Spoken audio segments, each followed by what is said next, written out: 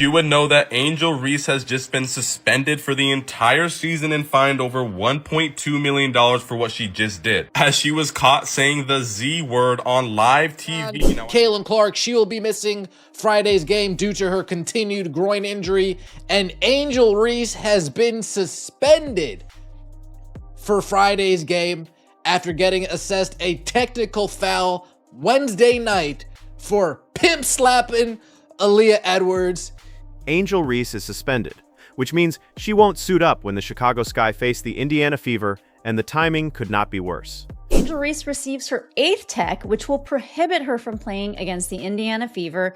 And 2, she's in some pretty hot water with her teammates about the Chicago Tribune article. She ignited headlines by publicly calling out teammates, then pivoted to soften and recast those comments once the backlash began, which only sharpened the optics. Missing this marquee Fever matchup pours gasoline on a narrative already burning.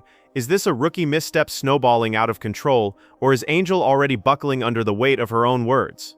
Either way, the situation has turned undeniably messy. Kathy Engelbert tried to rig the cards in the WNBA's favor by having the Indiana Fever and the Chicago Sky go head-to-head 5 times this season. Unfortunately for Kathy Engelbert, Caitlin Clark and Angel Reese will only be going head-to-head 1 of those 5 times, and that time has come. Kathy Engelbert's scheduling gambit aimed to manufacture a season-long spectacle with a 5-game Indiana-Chicago slate, betting that repetition would mint a rivalry and that casual viewers would become invested by sheer frequency. How did that happen? How did we get here?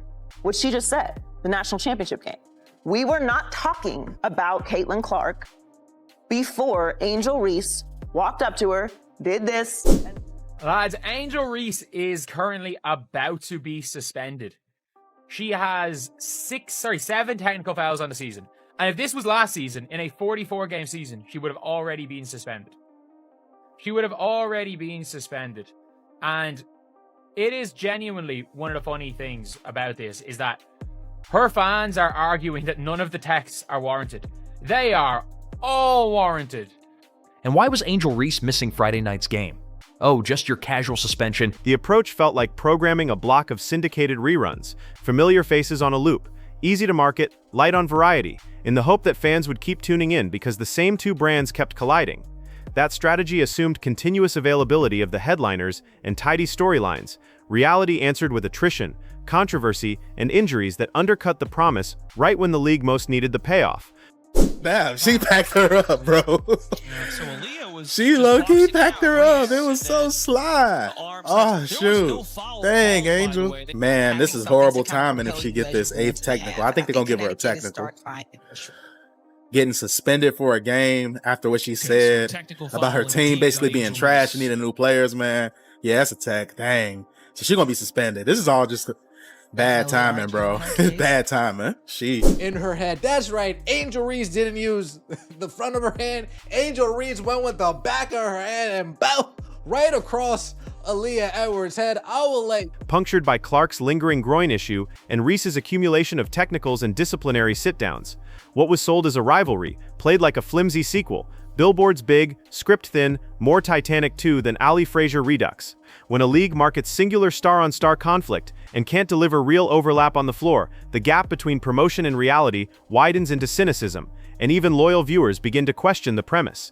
I'm here to tell you, when I picked my phone up and I looked at all of these damn alerts, I say, hold up, wait a minute.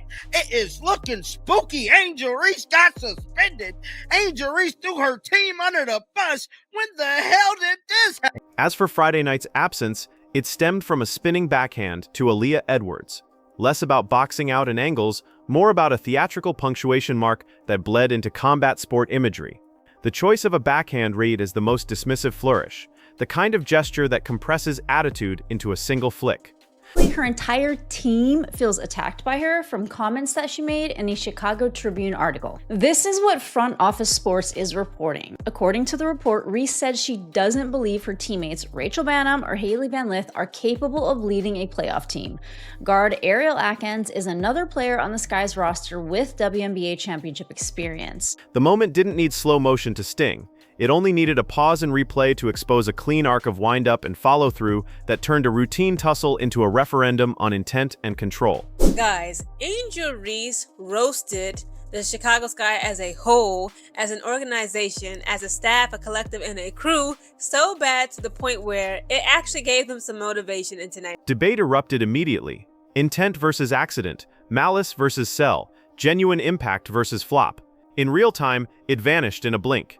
In freeze frame, it turned into a geometry lesson in torque and trajectory, an arm tracing a compass-perfect sweep across a contested space. No matter the subjective interpretation, the ledger was unambiguous. It added up to an 8th technical, triggering an automatic suspension and setting off a fresh cycle of discourse, memes, and hot takes that drowned out the actual basketball. Ironic thing about the Indiana Fever and the Sky is that the WNBA commissioner, Kathy Engelbert, she started this thing called Rivalry Week, of which the parameters pretty much put the Sky and the Indiana Fever as rivals. And obviously the two players being the rivals are Caitlin Clark and Angel Reese. Now, Angel Reese has actually only played 1 game against the Fever, and she missed 2 games due to a back injury, and this will be her 3rd game that she misses against the Indiana. Aaliyah, for her part, sold the contact with total commitment, crumbling in a performance that drew whistles and moved the narrative. Officials accepted the scene, the count against Reese rose, and the episode locked in as the latest headliner in a season that has oscillated between highlight and headline. Yet the broader plotline extended into the locker room, where pointed critiques reportedly tagged teammates by name and role. Rachel Banham allegedly downgraded from leader stock. Haley Van Lith recast as not yet league ready. A 930 record morphed into a cudgel in the discourse.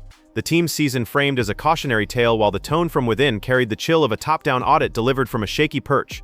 It's just in. Angel Reese is just back to being Angel Reese. No mistake about it. She can come out and say that she apologizes for the way that people took the comments that she made, but her comments were pretty close. That's the tension at the core. A self-styled franchise engine critiquing the vehicle while the wheels wobble in public view. Demanding excellence while sinking in the standings risks reading like a fry cook, insisting on a Michelin star for remembering to salt the fries. Technically correct on a small step, oblivious to the larger recipe.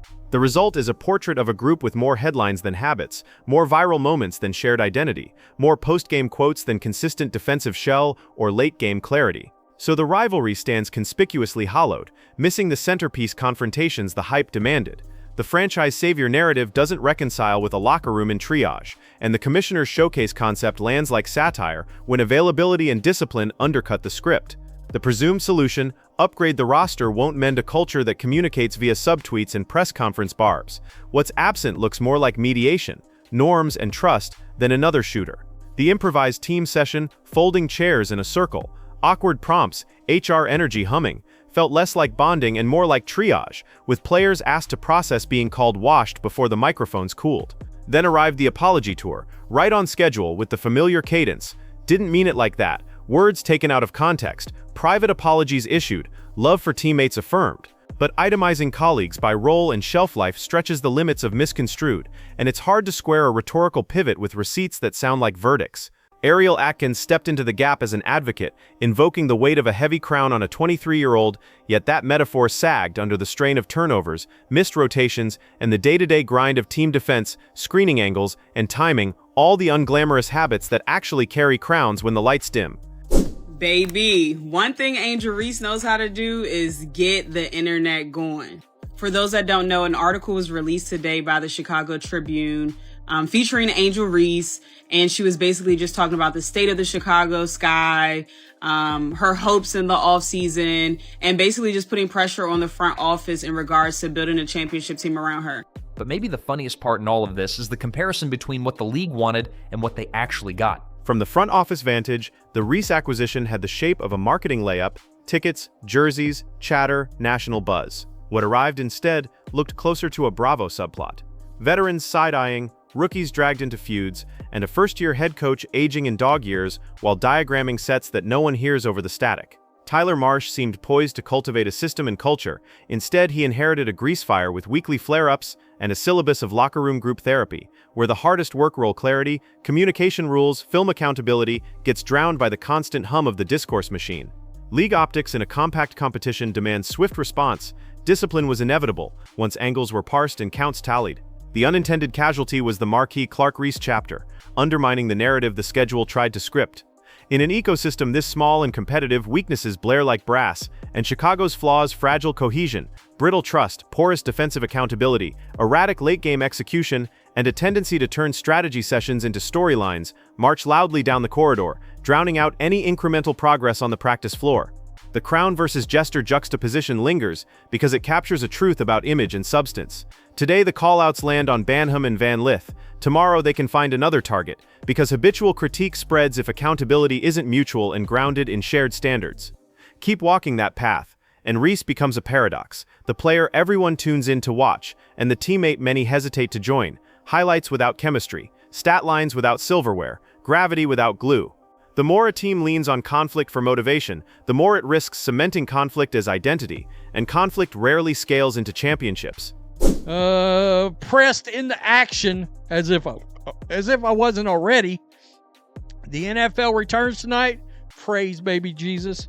But I'm out of it for a few hours. And I get online this morning and I find out that Angel Reese has... Strip away the metaphors, and the standings remain the blunt metric. 9 Tucker 30. No PR cadence erases it, no circle of chairs rewrites it. The current arc casts Reese as half rising star, half daytime lead, wondering why the Empire reads like sketch comedy. The unglamorous prescription is also the only credible one. Stop swinging at faces and start swinging at flaws. Reallocate energy from soundbites to rotations, from roasts to reads, from heat checks to habits, from call-outs to call-ins. Anchor on film, footwork, and coverage rules. Dial usage toward actions that amplify teammates, angle screens, hit-ahead passes, duck-ins that flatten help, rather than isolations that turn 5 into 1. Shift the defensive narrative from reactions to anticipation, early tags, scram switches, and verticality at the rim, instead of reactionary swipes that invite whistles and techs. There's also the leadership layer that doesn't trend, showing up first for shell drill, calling out coverages before the coach, owning bad possessions on film without defensiveness, and setting a vocabulary for the group, what great actually means on a random Wednesday practice. Accountability that begins in the mirror travels further in the room than accountability that begins at a microphone.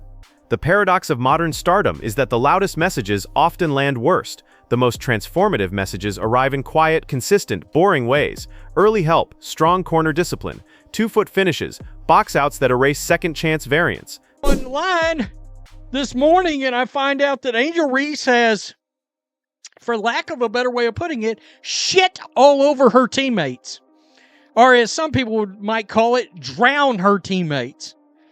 And ooh, her teammates are none too happy, nor should they be.